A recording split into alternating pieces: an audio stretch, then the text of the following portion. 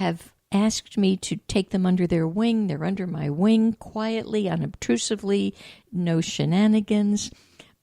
And yet sometimes I'm like, oh, okay, I gotta go. And so it's always amusing to me where I think I have to go, because I don't need to go anywhere. I've got the groceries, I've got the stuff. But all of a sudden I'm like, no, I got to go to this one store to get, I think that was my journey for some more lemons, more organic lemons for my detox process. So so the checkout lines were long, everything was long. And I'm thinking, that's okay, I'm cool. And so I kind of moseying around thinking I'm really cool, not paying any attention to anything other than I'm cool. And then, there it is, the checkout counter that has just two little people in front of me with not much stuff. So I get right there. But I'm watching this gal at the register. She's magnificent. She's a woman of color, which I'm thinking to myself, oh, I wish she could see her colors, because I was sure she could not. Because her chest was caved in, her shoulders were sunk, and there was that dreadful, sorrowful air of resignation. So I stood happily where I was supposed to be, reminding this beautiful woman to hold on to her dreams. That's all I kept hearing. Hold on to your dreams. Hold on to your dreams. So finally, it's my turn. And of course, because she's so resigned, these positions in these stores are unconscionable. They rob your soul, your spirit, your energy. I can't for the life of me understand why can't you have a little stool? You're not going to fall asleep at the job, and you'll get up when you have to.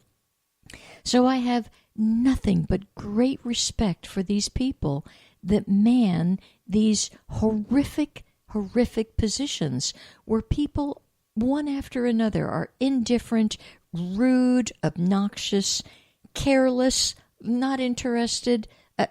To me, it's a downright assassination of the spirit. So I'm happy Susie Sunshine here, reminding her mentally, hold on to your dream. So my first object was to be gracious to her and ask her, how are you this evening? She was so deadened by everything that had happened, it wasn't penetrating. So I gently looked at her, carefully penetrating her vision. No, really, how are you this evening? And finally, she kind of snapped to a little bit, and with intensity, I bored into her spirit and simply said, you must hold on to your dream. And she was almost unconscious. And I repeated it again. No, you must hold on to your dream.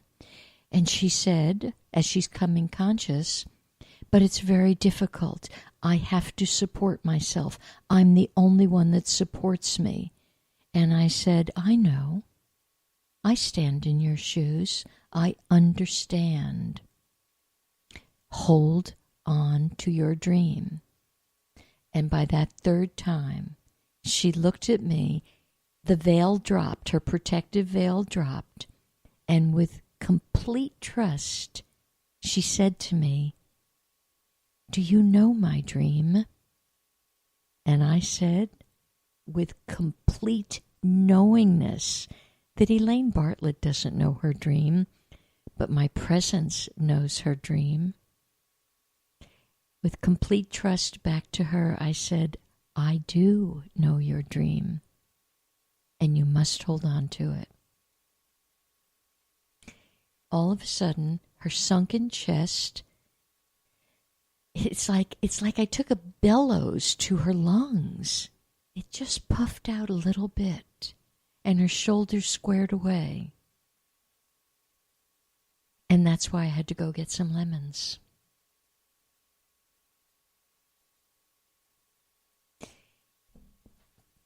You gotta understand, this is a service organization here.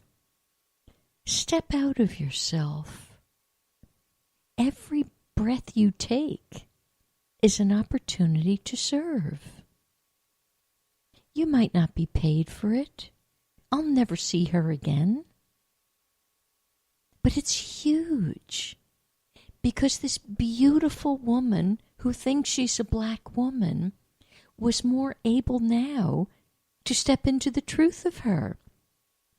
She and I, we are women of color. Maybe her color is now a little bit more orange or blue or whatever her color is. It can shine. I knew my color was shining more after it.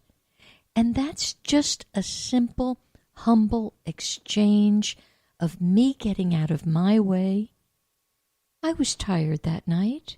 I didn't have to extend anything to her. I could have remained self-absorbed, in as much of a rush as the next person, and as dismissive. This whole business of dismissiveness, it has gotten to such a frightening level that I can only tell you, it stops with you and me. We're the only ones that are going to stop it. Who are we dismissing? And who the heck do we think we are to be so arrogantly dismissive? You're looking at God in drag, who, yes, maybe temporarily they've not only forgotten it, it's been beaten out of them. On my darkest moments, I forget it.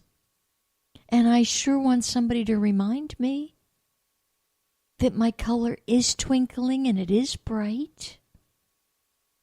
So, I don't know.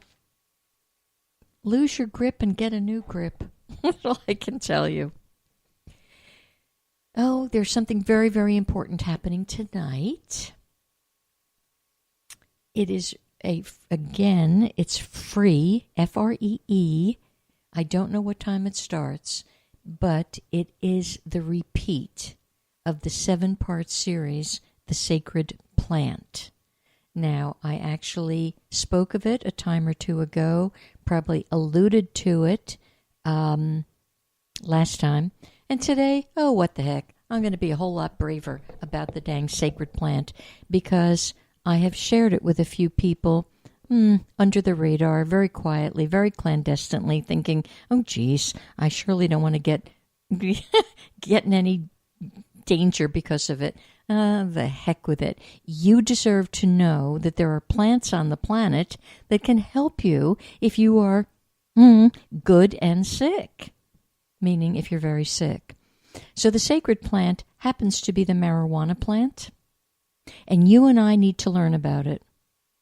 As I have begun to put down my fear about it, because, oh my God, did I buy that Kool-Aid that's been circulating for as long as I could remember, that this would screw up my entire life and make me sick, and I'd probably kill myself. Yeah, not so fast. Education, information will show you if you are sick. Now remember, every plant, everything can be violated. One cupcake could be your saving grace. If you eat 5 dozen, you're going to be good and sick, all right? So discernment, discretion, but you need to learn about it. We've been terrified that there's something very wrong with it, and yes, indeed, the quote potheads have given it a very bad name because they've misused it oftentimes. But I'll tell you what, when it's used in its sacredness for healing, a friend of mine who chose to go the sacred plant way earlier this year, she was diagnosed with cancer of the lymph nodes, lungs, pancreas, you name it. She stem to stern, okay? And her attitude was, I need to learn. She didn't know a dang thing about it, but she did look to me for validation. What did I think? Well, at the time when I validated it, quite frankly, I knew nothing. Talk about going out on a limb. I knew nothing, except that I knew that Western medicine did not contribute to the longevity of my own sister on the planet. So I knew what didn't work. So I said, you got nothing to lose. Okay, so the PET scan, the most recent PET scan, 3 of the tumors have disappeared. 1 or 2 has shrunk, and a couple of more did surface. However, she's not ill. She feels wonderful, and she's only had about 8 weeks of the treatment. She's going to have more treatment. I don't know how this thing works. The only thing I know is it's a sacred plant that you and I have been misinformed about.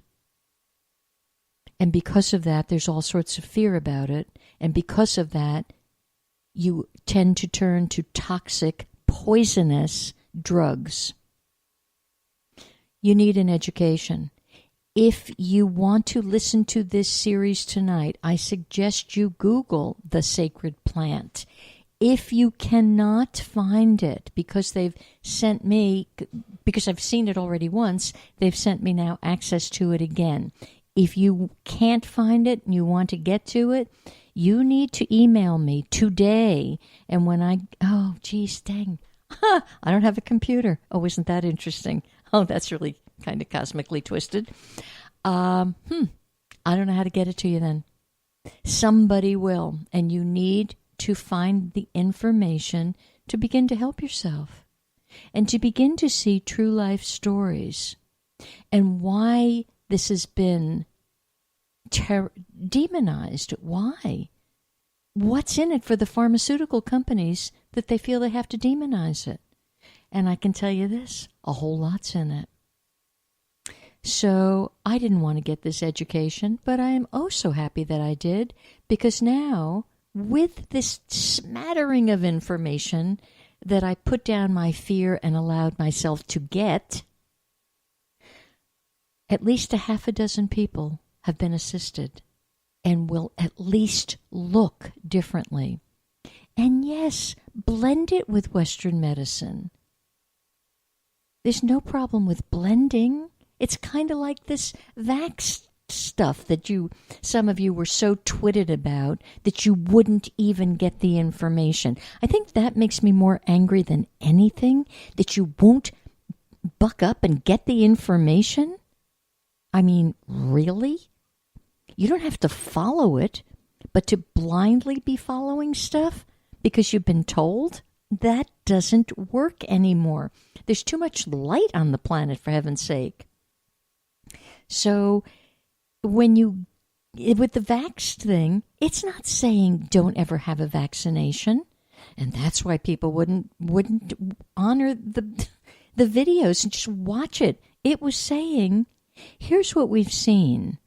If you space it out, your child, especially your boy child, may not suffer from autism. Space it out. Is that so heretical? I mean, really? So when you see, if you open yourself to learn about this plant, I'll tell you what, I who do not have a green thumb at all, thought, geez, I think I have to develop a green thumb and figure out how to cultivate this stuff because it should be in my green smoothies every day. Why would I say that? Because now I have learned it would prevent Alzheimer's. It would prevent Parkinson's. My beloved brother has Parkinson's. It enhances a lot of stuff.